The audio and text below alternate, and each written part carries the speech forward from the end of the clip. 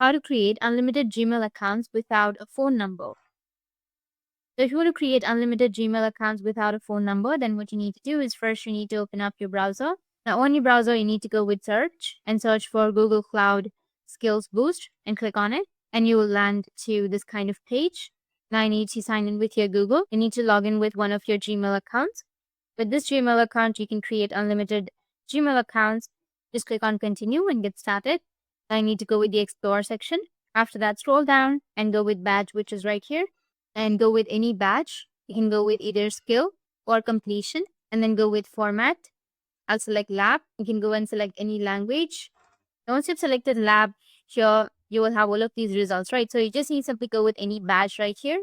As you can see that this badge is for 5 hours. You need to just go with start, go with continue, and you'll be able to start this lab. Just go with start. You'll see a timer. You need to just click on start and it will automatically generate a Gmail account with the username and password. You don't need a phone number or anything additional. In a second, your account will be created. That's it. And if you have any questions, feel free to comment below. Thanks for watching.